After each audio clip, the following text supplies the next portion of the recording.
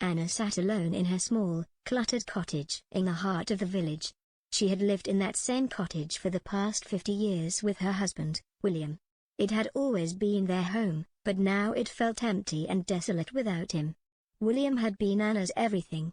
They had been married since they were both just 18 years old, and he had been her confidant, her friend, her love, and her constant companion. But now, he was gone, and Anna was left alone in the world. The village had changed a lot in the past few decades, and Anna had struggled to keep up with the times. Most of her old friends had passed away or moved away, and the younger generations seemed too busy and preoccupied to care about the old woman living alone in the cottage by the village square. Anna had never been particularly outgoing, but now her isolation was suffocating. Every day, Anna woke up to the same routine. She would make herself a cup of tea and sit by the window, watching as the village slowly came to life. She would watch the children walking to school and the parents rushing off to work, and she would wonder what it would be like to have a purpose again. She missed having something to do, something to look forward to. Without William, her life felt empty and meaningless. Anna tried to fill her days with small tasks, like cooking and cleaning, but they felt hollow and insignificant. She had always been interested in gardening, but her own garden had fallen into disrepair over the years. She no longer had the energy or the motivation to maintain it.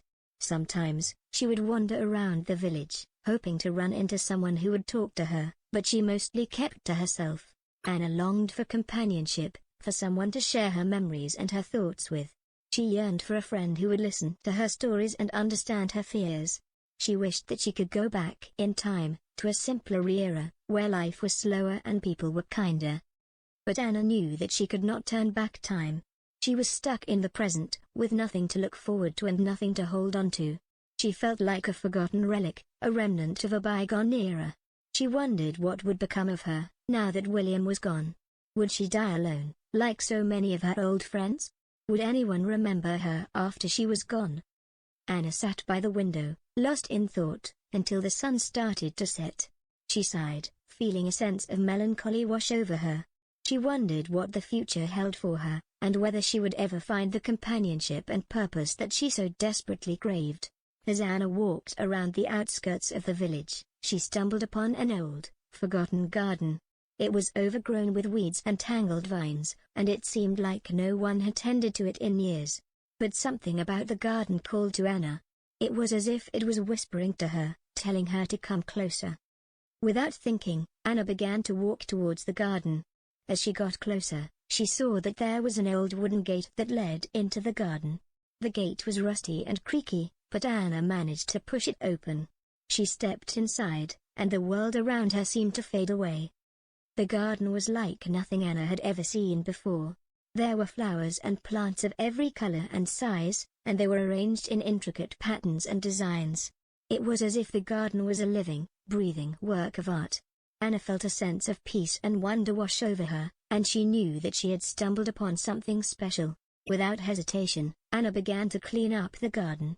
She pulled up the weeds and cut back the vines, revealing hidden paths and secret corners. She worked tirelessly, fueled by her obsession with the garden's history. As she worked, Anna began to notice small clues that hinted at the garden's past. There were old stone statues and fountains that had long since run dry. There were fragments of broken pottery and rusted metal tools.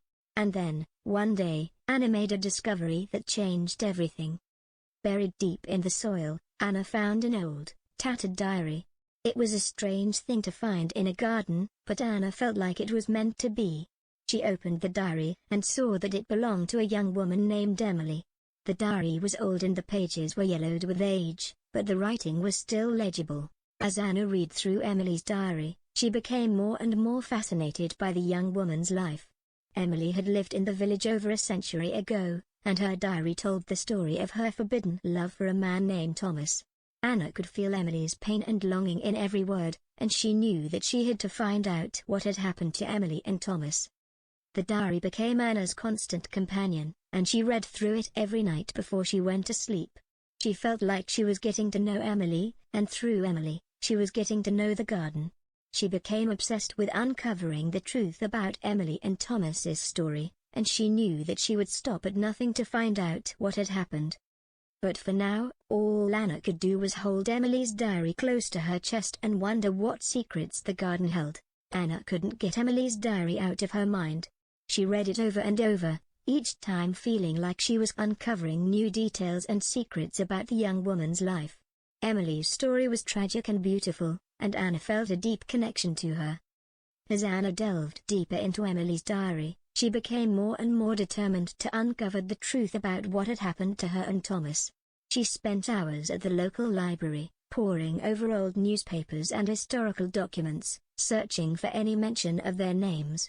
She talked to the older residents of the village, hoping that they might remember something from their childhoods. Slowly but surely, Anna began to piece together the story of Emily and Thomas. She learned that Thomas had been forced to leave the village after their forbidden love was discovered, and that Emily had never recovered from the loss. She learned that Thomas had gone on to become a successful businessman in America, but that he had never forgotten about Emily. Anna felt like she was on the verge of a breakthrough, like she was about to uncover the final piece of the puzzle.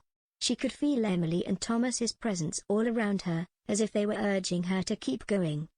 One day, while searching through old archives at the library, Anna found a small article that mentioned Thomas's name. It was a brief mention, buried deep in the back pages of a newspaper, but it was enough to give Anna hope. The article said that Thomas had returned to the village just before his death, and that he had been buried in the churchyard. Anna's heart raced as she read the article.